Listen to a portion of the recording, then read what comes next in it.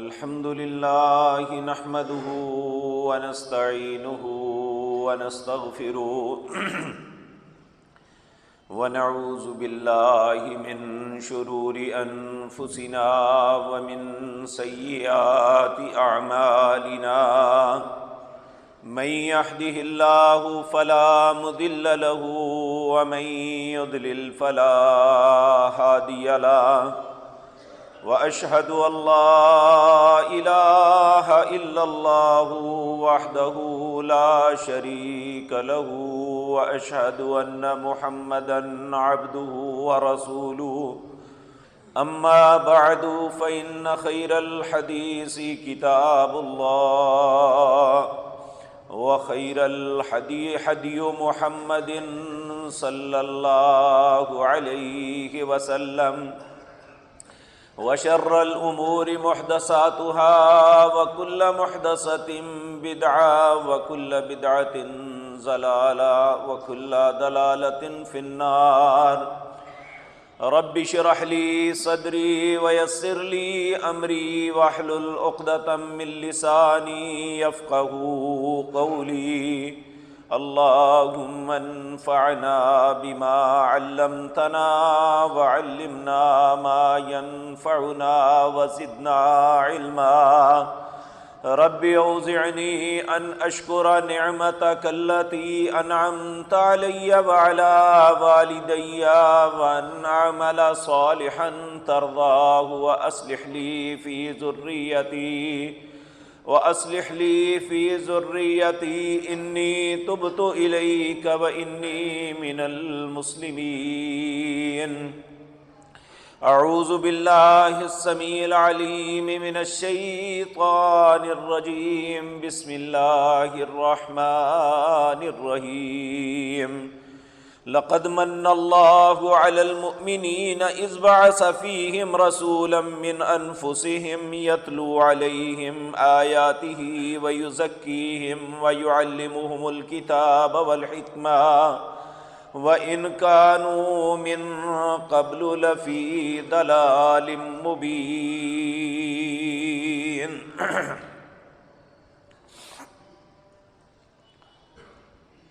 حضرات محترم،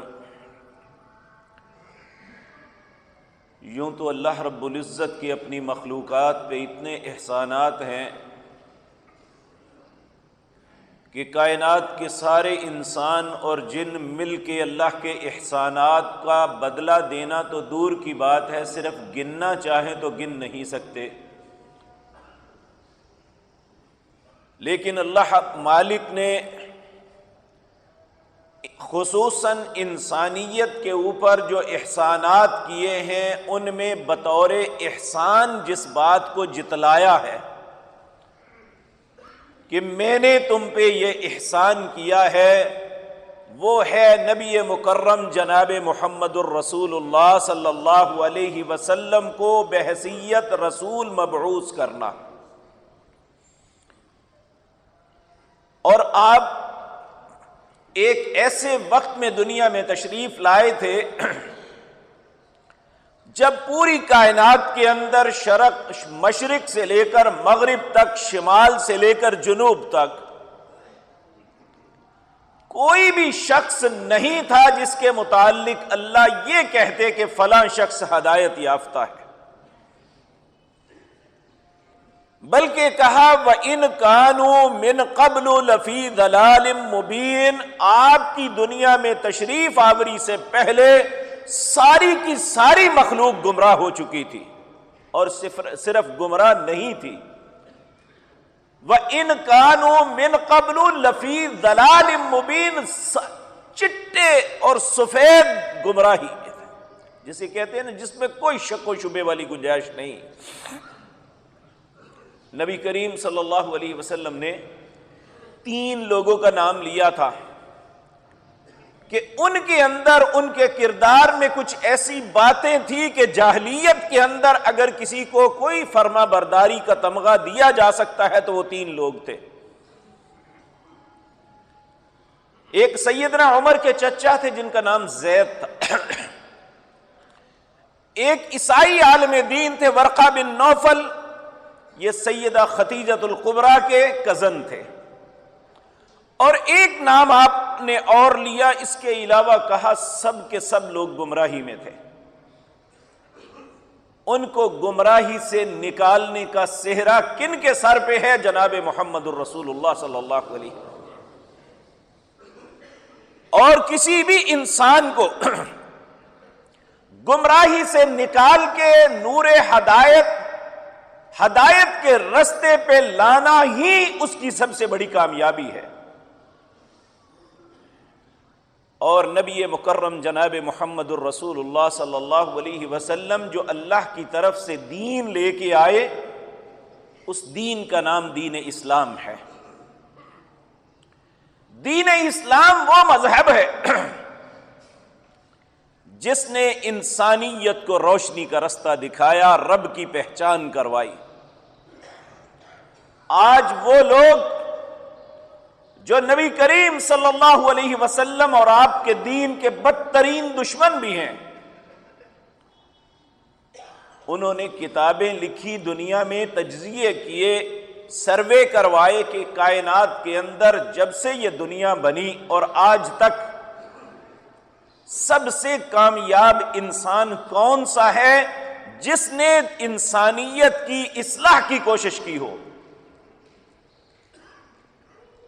تو انتہائی متعصب یہودی بھی یہ کہنے پہ مجبور ہیں کہ ان میں پہلے نمبر پہ اگر کوئی نام لیا جا سکتا ہے تو وہ محمد الرسول اللہ کا صلی اللہ علیہ وسلم۔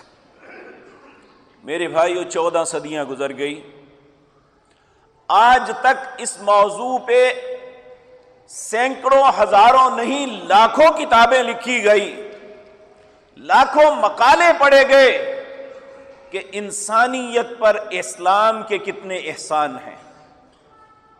ابھی تک یہ حق نہیں ادا ہو سکا۔ لوگ یہ اس موضوع پہ لیکچر دیتے مر جائیں گے، لکھتے ہوئے قلم ٹوٹ جائیں گے۔ اسلام کے انسانیت پہ اتنے احسانات ہیں کہ یہ کبھی بھی ختم نہیں ہو سکیں گے۔ آج کی مجلس میں میں نے آپ کے سامنے جو گزارشات کرنی ہے وہ یہ ہے کہ اسلام کے عورت پہ احسانات کیا ہیں، اور اس کے مقابلے میں آج کی عورت اسلام کے ساتھ کیا کر رہی ہے۔ میرے بھائیوں، سب سے پہلے ہم دیکھیں گے کسی بھی چیز کا پتہ اس وقت چلتا ہے جب پہلے کا اور بعد کا موازنہ کیا جائے۔ اسلام سے پہلے عورت کی کیا حیثیت تھی، اور آج بھی اسلام کے علاوہ دوسرے مذاہب کے اندر عورت کی کیا حیثیت ہے۔ جب ہم ان باتوں کو سمجھیں گے تو ہمیں احساس ہوگا کہ اسلام نے ہماری بیٹیوں پر، ہماری بہنوں پر، ہماری ماؤں پر کیا احسان کیا۔ میرے عزیز بھائیو، اللہ رب العزت قرآن عزیز کے اندر پہلی بات تو یہ فرماتے ہیں، کسی کو اولاد میں بیٹا دینا یا بیٹی دینا یہ اس کے ماں باپ کی مرضی کے مطابق نہیں ہوتا۔ للہ ملک السماوات والارض، زمین و آسمان کی ہر چیز کا مالک اللہ ہے۔ یخلق ما یشاء، جو چاہتا ہے پیدا کرتا ہے۔ یہب لمن یشاء اناسا ویہب لمن یشاء الذکور، جس کو چاہے بیٹیاں دیتا ہے، جس کو چاہتا ہے بیٹوں سے نوازتا ہے۔ او یزوجہم ذکرانا و اناسا، کچھ ایسے ہیں جنہیں بیٹے اور بیٹیاں ملا کے دیتا ہے۔ اور وَيَجْعَلُ مَن يَشَاءُ عَقِيمًا، اور کتنے ہیں جو بانجھ پھر رہے ہیں، ساری زندگی، ساری دنیا میں علاج کروانے کے باوجود اولاد نہیں پیدا ہوتی۔ یہ سب کچھ اللہ کہتے ہیں میرے اختیار میں ہے۔ للہ ملک السماوات والارض یخلق ما یشاء یہب لمن یشاء اناسا ویہب لمن یشاء الذکور۔ جب یہ اللہ کے اختیار میں ہے تو جاہلیت میں کیا ہوتا تھا؟ اور بدقسمتی سے آج بھی جہالت نے ہمارے دماغوں کو معاف کر دیا ہے۔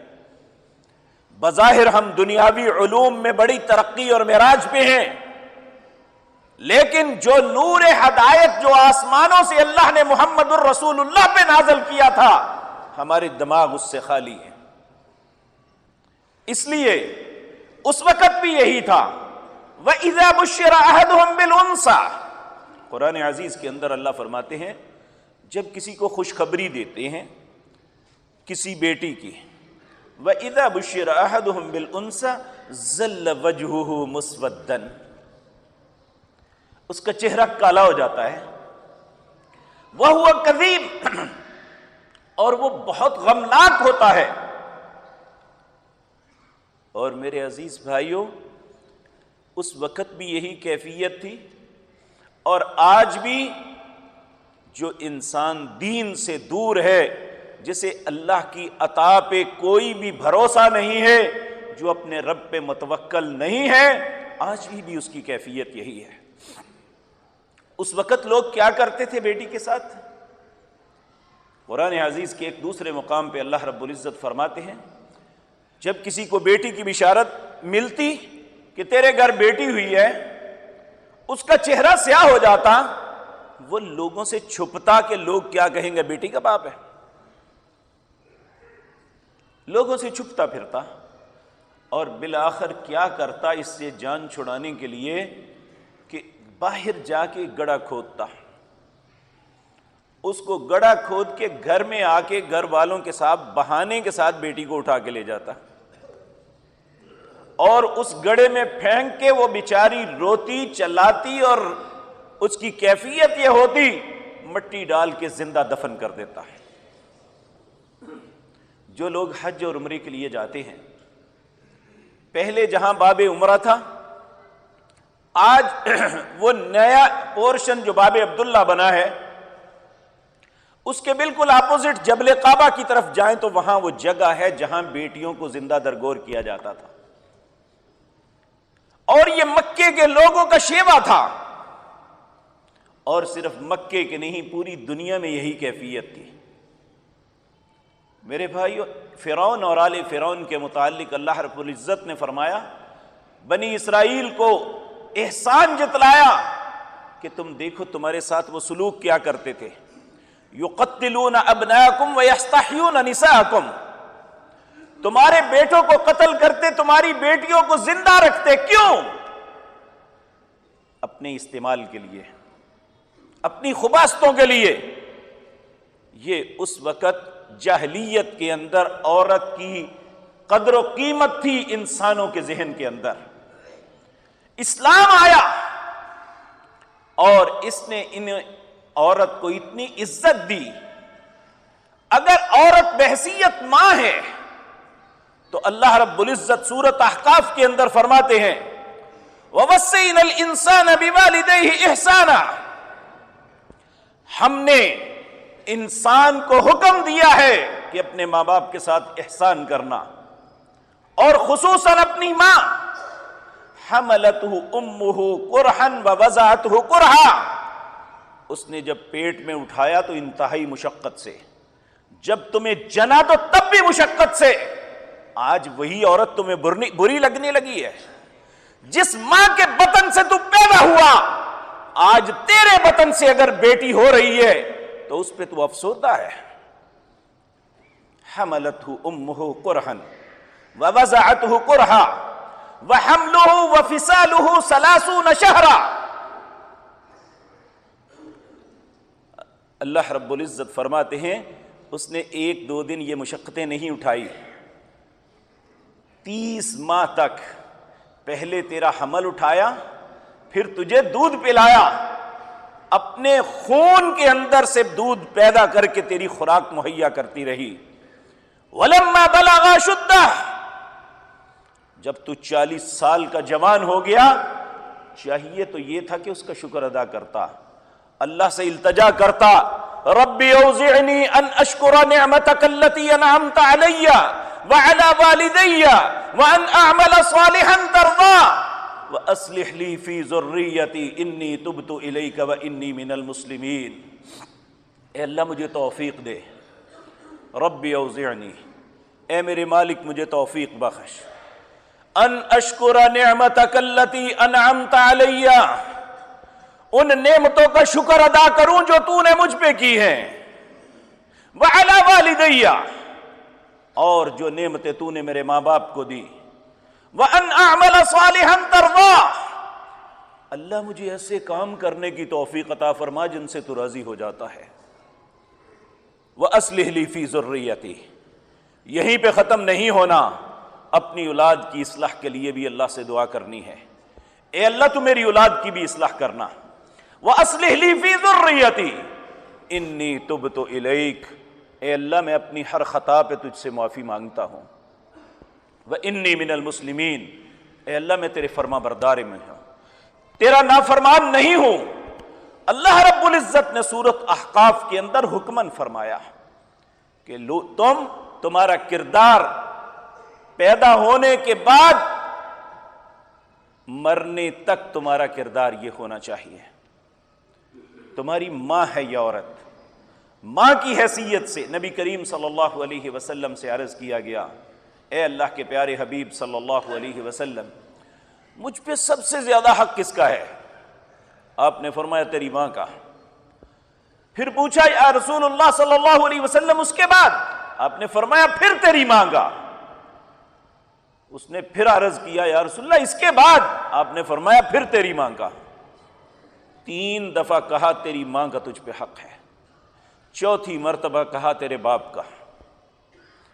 اب مجھے بتائیں کہ اسلام نے یہ ظلم کیا ہے یا اسلام نے عزت دی ہے کہ باپ جو دن رات مشقت کر کے اپنی اولاد کو پالتا ہے اسے 4تھے نمبر پہ رکھا، جس نے اس کے لیے بچپن میں اذیت اٹھائی، اسے جنتے وقت، اسے حمل میں اٹھاتے وقت، اسے دودھ پلاتے وقت کہا پہلے 3 حق تیری ماں کے ہیں پھر تیرے باپ کا حق ہے۔ دنیا کا کوئی قانون بتا دے، دنیا کی کوئی ایسی بات بتا دیں، دنیا کا کوئی ایسا رہبر بتا دیں جس نے کسی ماں کو یہ عزت دی ہو۔ اور جب یہ عورت بحیثیت بیوی کسی کے ساتھ چلتی ہے تو اللہ رب العزت قرآن عزیز کے اندر یہ حکم دیتے ہیں، یا ایھا الذین آمنوا، اے لوگو جو ایمان لائے ہو، لا یحل لکم ان ترثوا النساء کرہا، تم کبھی بھی کسی عورت کو زبردستی اپنے زیر نگی نہیں لے سکتے، جبرن کسی کو اپنے نکاح میں نہیں لا سکتے۔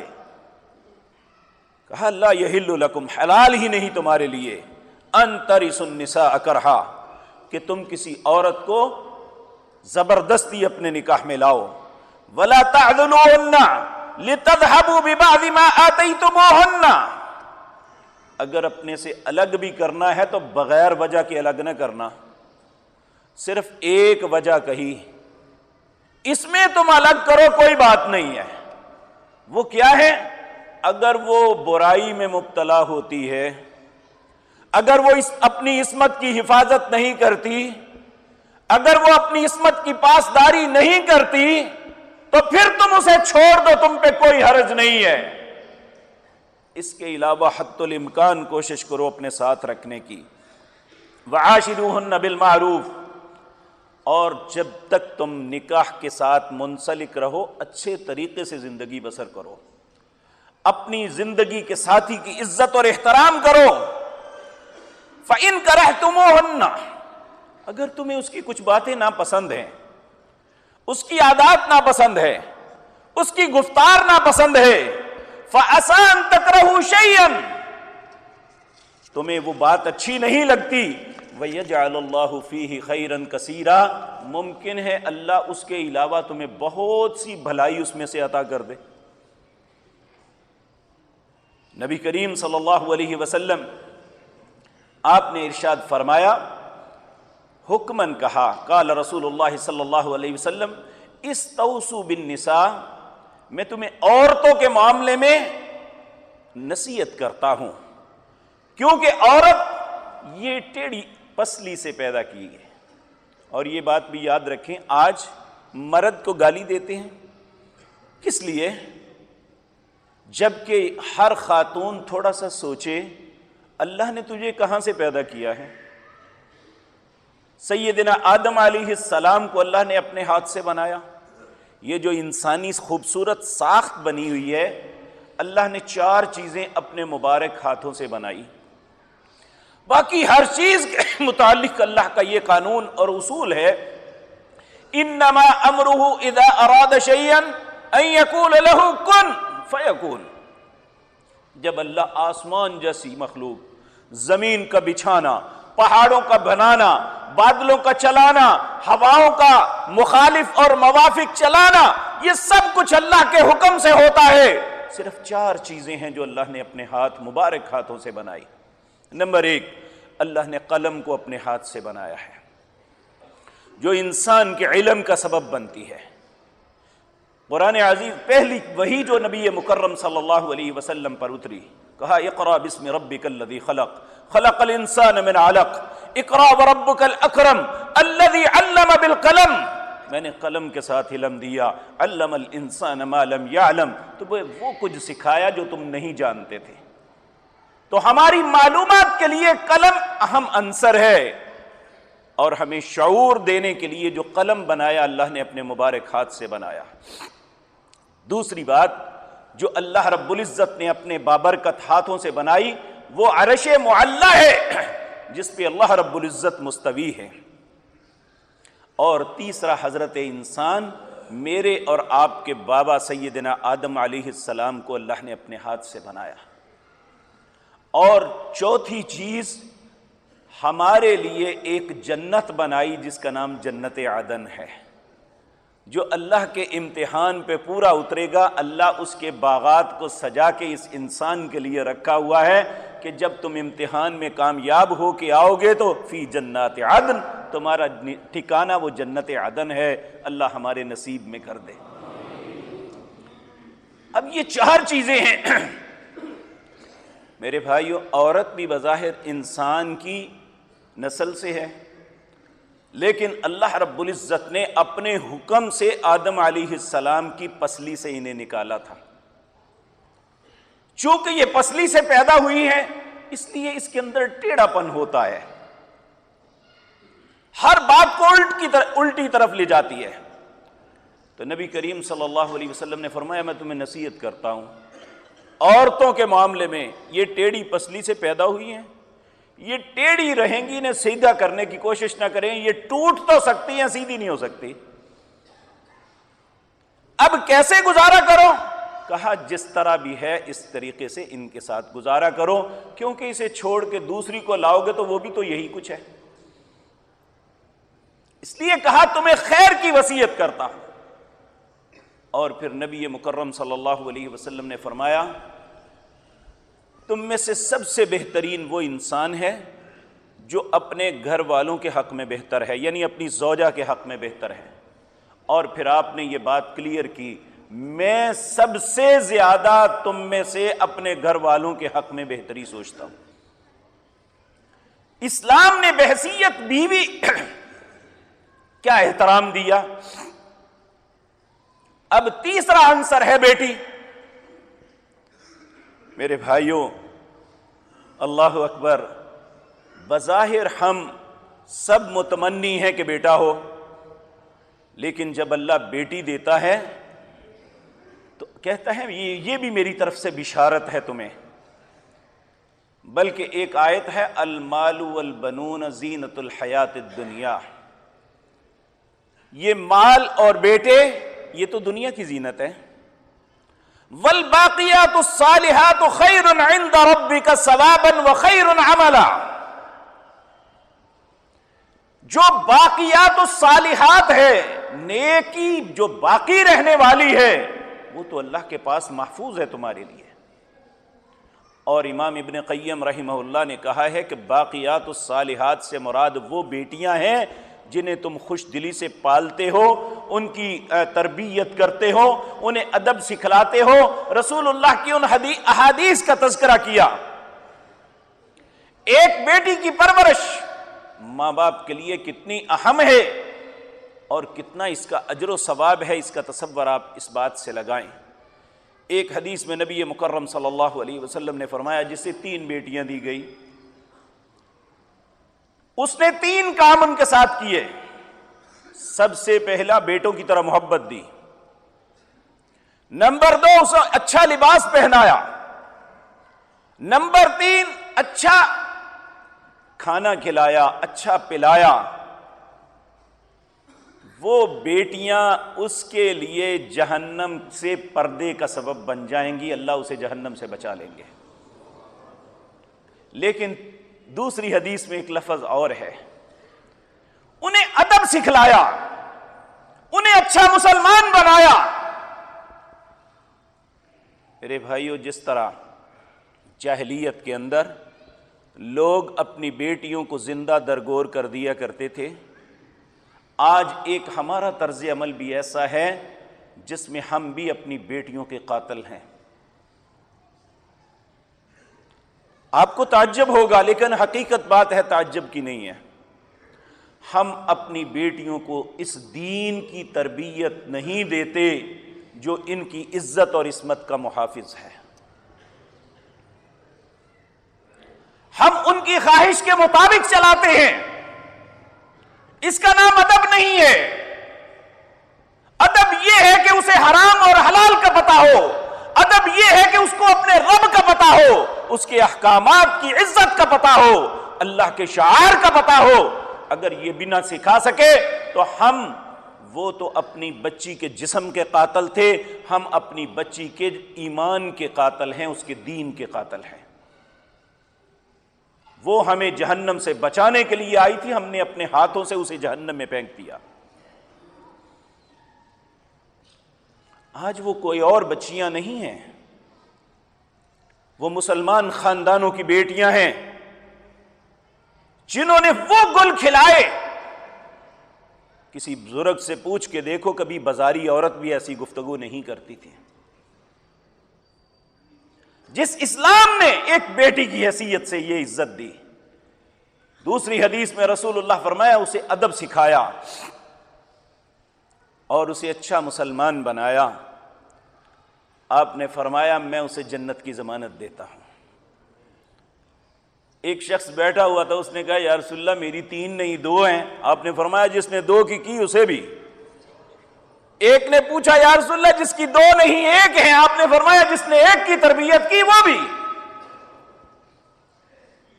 بچوں سے زیادہ حق بیٹیاں رکھتی ہیں کہ ان کی تربیت کی جائے، کیونکہ یہ ہمارے لیے جنت میں جانے کا سبب ہے اور جہنم سے بچانے کا سبب ہے۔ اور پھر صرف یہی نہیں ہے، تیسری بات جو بہت اہم ہے میرے بھائیو، اس کائنات کے اندر اللہ کی ذات کے بعد اگر کوئی سب سے بہترین ذات پاک ہے وہ تو جناب محمد الرسول اللہ صلی اللہ علیہ وسلم ہے۔ آپ نے تیسری حدیث میں یہ بات ارشاد فرمائی، جس نے اپنی بیٹیوں کی خوش دلی سے خدمت کی، ان سے محبت کی، ان کی پرورش کی، انہیں کھلایا، انہیں اچھا پہنایا، انہیں ادب سکھلایا اور ان کی شادی کر دی۔ آپ نے یہ دونوں انگلیاں ایسے کر کے کہا جب قیامت کا دن ہوگا اللہ لوگوں کو، نیک لوگوں کو جنت میں داخل کریں گے تو وہ بیٹیوں کا باپ جنت میں میرے ساتھ اس طرح ہوگا جس طرح یہ انگلی اس کے ساتھ ہے، یعنی اسے اللہ جنت کے اندر نبی مکرم صلی اللہ علیہ وسلم کا ساتھ نصیب فرمائیں گے۔ آج وہ بیٹیاں اسلام کو گالی دیتی ہیں، وہ یہ چاہتی ہیں کہ ہمیں اپنی خواہش کے مطابق چلنے دیا جائے۔ میرے بھائی آج سے چند سال پہلے کی بات، جب ترکی ابھی واپس نہیں پلٹا تھا، اس وقت ایک دوڑ لگی ہوئی تھی، وہاں بھی ترقی کے نام پہ بے حیائی کی، بدمعاشی کی۔ میرا چھوٹا بھائی سائپرس یونیورسٹی میں پڑھتا تھا، اسے جب پتہ چلا، وہاں پہ ایک لڑکی جو ساتھ پڑھتی تھی، اسے پتہ چلا کہ پاکستان میں بیٹیاں اس طرح زندگی بسر کرتی ہیں، اس نے رو کے کہا تھا کتنی خوش نصیب مائیں ہیں آپ کی جن کے بچے ان کی کفالت کرتے ہیں، کتنی خوش نصیب بیویاں ہیں وہ جن کے خامد ان کے سر پہ سایہ رکھتے ہیں. کتنی خوش نصیب بیٹیاں ہیں وہ جن کے باپ ان کے زندگی کے معاملات میں ان کے معاون اور مددگار ہوتے ہیں. ہم جیسا بد نصیب کون ہوگا؟ اس نے اپنے متعلق کہا تھا. میرے بھائیوں، آخر تک جا کے بالآخر انہیں لوٹ کے کدھر آنا پڑا؟ اپنے دین کی طرف پلٹنا پڑا. اور یہ وہ دین ہے، یہ بات یاد رکھیں. آپ پوری دنیا کا سروے کر لیں، وہ یورپ جن کے کہنے پہ یہ ساری خباثتیں ہماری حکومتیں کرتی ہیں، وہ اقوام متحدہ جن کے کہنے پہ ہماری بیٹیوں کو یہ سبق پڑھایا جا رہا ہے، ان کی بیٹیوں کی کیفیت یہ ہے کہ جب وہ تحفظ کی تلاش میں چلتی ہیں تو اسلام کی چھتری کے علاوہ کوئی چیز انہیں نہیں ملتی.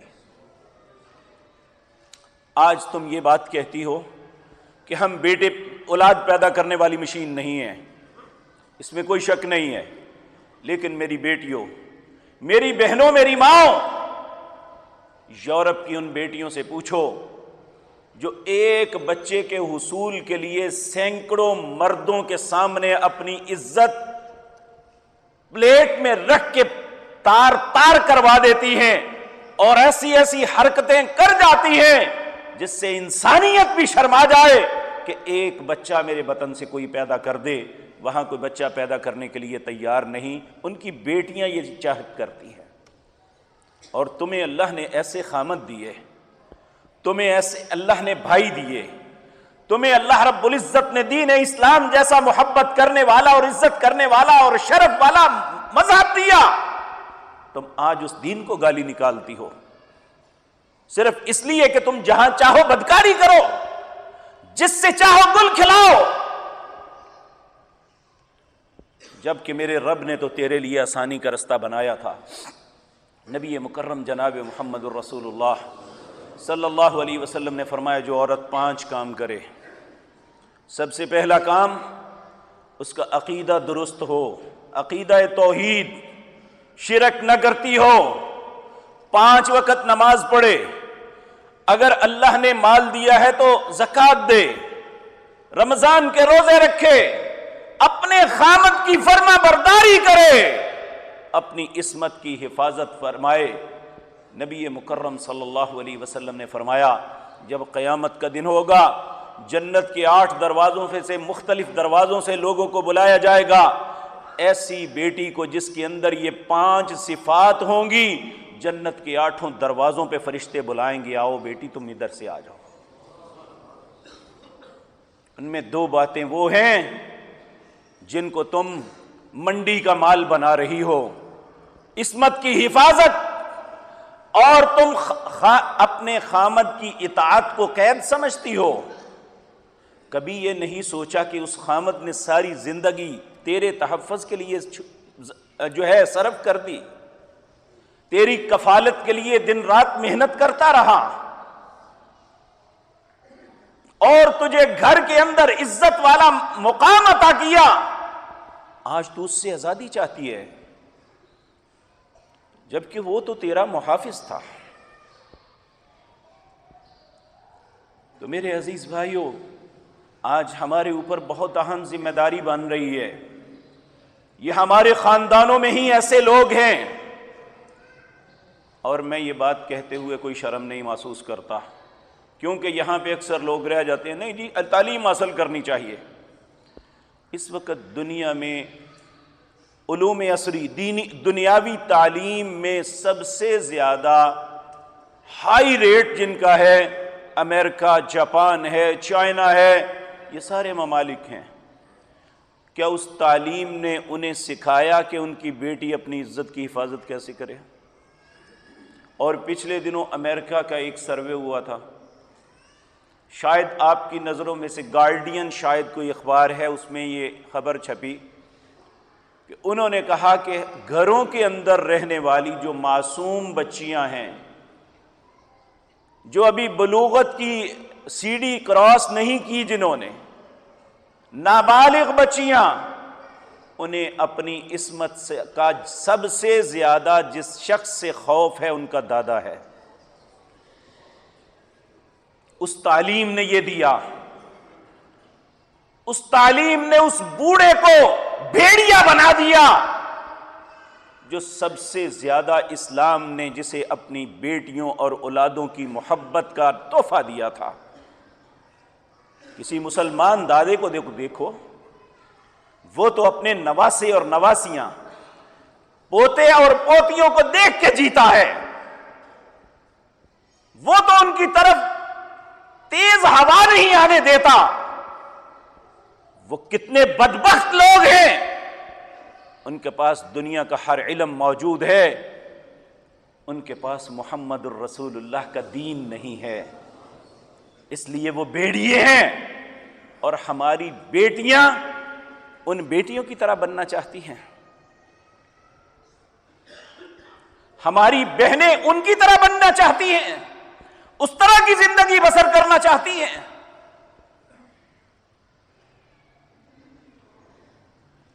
میرے عزیز بھائیوں، جنہیں اللہ نے بیٹیوں سے نوازا اور وہ صبر کرتا ہے اور خوش دلی سے ان کی خدمت کرتا ہے، اور خدمت کرنے کا مطلب یہ نہیں ہے کہ صرف کھلا دینا پلا دینا اور ان کی خواہش کے مطابق انہیں زندگی بسر کرنے کے لیے کہنا. ان کی خدمت یہ ہے کہ انہیں اچھا مسلمان بنانا، اسلام کے اقدار سکھانے. اگر یہ نہ کر سکے تو ہم سے ایک قیمتی گوہر تھا، ایک بہترین ہمارے پاس ہیرا تھا جو ہم نے گم کر دیا، جو نالی میں پھینک دیا ہے ہم نے. اس لیے ہم پہ بھی ذمہ داری ہوتی ہے، ایسی یونیورسٹیز میں، ایسے کالجز میں اپنی بیٹیوں کو نہ بھیجیں جہاں مخلوق تعلیم ہوتی ہے. پیارے نبی صلی اللہ علیہ وسلم نے فرمایا، جب ایک مرد اور عورت آپس میں بیٹھتے ہیں تیسرا شیطان ہوتا ہے. اس لیے میرے عزیز بھائیوں، آج ایک ایسے وقت سے میں اور آپ گزر رہے ہیں جب اسلام کا ہر معاملے میں تمسخر اڑایا جاتا ہے، جب اسلام کو گالی دی جا رہی ہے، جبکہ اللہ کہتے ہیں کہ میرا تم پہ احسان ہے. یہ لقد من اللہ علی المؤمنین، اللہ فرماتے ہیں ایمانداروں پر اللہ کا سب سے بڑا احسان یہ ہے، اذ بعث فیہم رسولا، میں نے ان میں ایک رسول مبعوث کیا، من انفسہم، جو انہی میں سے تھے. نبی کریم صلی اللہ علیہ وسلم، آپ کون تھے؟ آپ عبداللہ کے بیٹے تھے. آمنہ آپ کی والدہ کا نام تھا. میرے بھائیو، یہاں میں ایک بات عرض کر دوں، بات ذہن میں آ گئی. سیرت نگاروں نے رسول اللہ کا ایک فرمان لکھا ہے. نبی کریم صلی اللہ علیہ وسلم نے ارشاد فرمایا، میری ماں آمنہ سے لے کر میری ماں حوا تک جتنی بھی درمیان میں مائیں آتی ہیں، ان میں ایک بھی ایسی ماں نہیں تھی جس نے اپنے کردار پہ داغ لگوایا ہو. جب ماؤں کے کردار صاف ہوں گے تو پھر ایسی اولادیں پیدا ہوں گی. ہم عمومی طور پہ اپنی جان کو چھڑانے کے لیے ایک بات کرتے ہیں، ہم کہتے ہیں نوح کا بیٹا بھی تو برا تھا. کہتے ہیں جی، کیوں برا تھا؟ کبھی سوچا کیا نوح علیہ السلام کی تربیت یہ تھی؟ نہیں میرے بھائیوں، اس کی برائی میں اس کی ماں کا ہاتھ تھا. اللہ رب العزت نے اس کی ماں کی مذمت کی ہے سورۃ تحریم کے اندر. ضرب اللہ مثلا للذین کفروا امرأۃ نوح وامرأۃ لوط كانتا تحت عبدين من عبادنا صالحين فخانتاهما فلم يغنيا عنهما من الله شيئا وقيل ادخلا النار مع الداخلين. اے میرے نبی جناب محمد الرسول اللہ صلی اللہ علیہ وسلم، ان انسانوں کے سامنے مثال بیان کرو دو عورتوں کی. ایک نوح کی بیوی تھی، ایک لوط کی بیوی تھی. كانتا تحت عبدين من عبادنا صالحين، میرے نیک بندوں کی ساتھی تھی. فخانتاہما، دونوں نے خیانت کی. خیانت کیا تھی؟ کفر کرتی تھی. اولادوں کی تربیت کے معاملے میں اپنے خامدوں کی فرما برداری نہیں کرتی تھی، اپنے خامدوں کے حکم کی تعمیل نہیں کرتی تھی، فخانتاہما فلم یغنیا عنہما من اللہ شیئا، ان کا نبیوں کی بیوی ہونے ان کے کسی کام نہ آیا، وقیل ادخلوا النار مع الداخلین، جس طرح دوسرے لوگوں کو جہنم کا ایندھن بنا دیا گیا انہیں بھی جہنم میں ڈال دیا گیا۔ اور یاد رکھیں جن کی ماں اچھی ہو،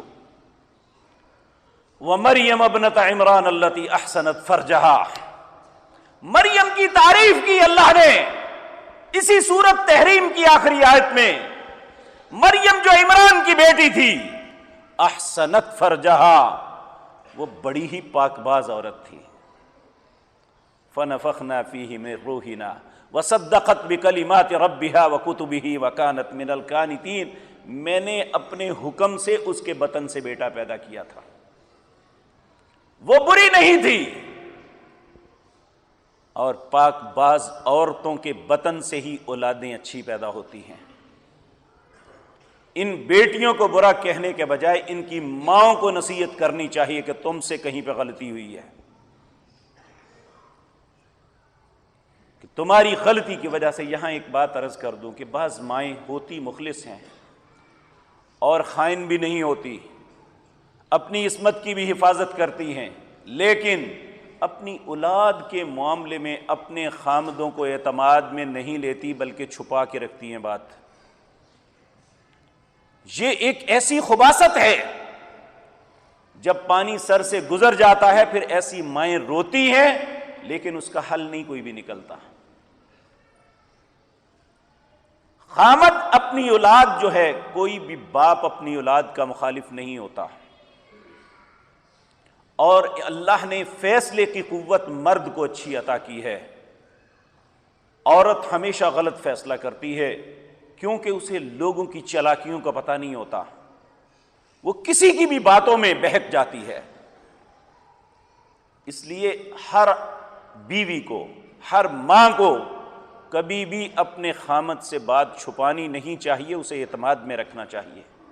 اس کے دو فائدے ہوں گے، ایک تو اولاد کی تربیت اچھی ہوگی، اور دوسرا اولادیں کل آنے والے وقتوں میں کسی بڑی قباحت اور تباہی سے بچ جائیں گی۔ تو اس لیے میرے عزیز بھائیوں، اسلام نے تو عورت پہ احسان کیے، اسلام نے تو اس کے لیے خیر کا رستہ کھولا، اسلام نے تو اسے ماں کی عزت دی، اسلام نے تو اسے بہن کا درجہ دیا، اسلام نے تو بیٹی کا مرتبہ اسے عطا کیا، لیکن آج یہ بازار کی زینت بننے پہ تیار ہو چکی ہے۔ اللہ ہماری بیٹیوں کی حفاظت فرما، اللہ ان کے ذہنوں سے خباثت اور شیطانیت کو نکال دے۔ اے اللہ، یہ ہماری ہی بہنیں بیٹیاں ہیں، اے اللہ ان کو ہدایت کا رستہ دکھا دے، اے اللہ ان کے دلوں کو بدل دے، اے اللہ تو دلوں کو بدلنے والا ہے۔ نبی کریم صلی اللہ علیہ وسلم نے فرمایا، ابن آدم کا دل اللہ کی دو انگلیوں کے درمیان ہے، جیسے چاہتا ہے پھیر دیتا ہے، اس لیے اپنے رب سے التجا کیا کرو، یا مصرف القلوب صرف قلوبنا علی دینک، اے دلوں کو پھیرنے والے میرے دل کو اپنے دین کی طرف پھیر لے، یا مثبت القلوب ثبت قلوبنا علی طاعتک، اے دلوں کو جمع دینے والے اے اللہ میرے دل کو اپنی فرما برداری پہ جما لے۔ اے مالک الملک، ہم سارے تیرے بندے، ہم سارے تیرے عاجز اور گناہگار بندے تیرے گھر میں بیٹھ کے منت کرتے ہیں، اے اللہ ہماری بھی حفاظت فرما، ہماری ماؤں کی، ہماری بہنوں کی، ہماری بیٹیوں کی حفاظت فرما۔ اے اللہ، ان کا سب سے قیمتی جوہر ان کی عصمت ہے، اے اللہ ہماری بیٹیوں کی عصمتوں کی حفاظت فرما۔ اقول قولی ھذا واستغفر اللہ۔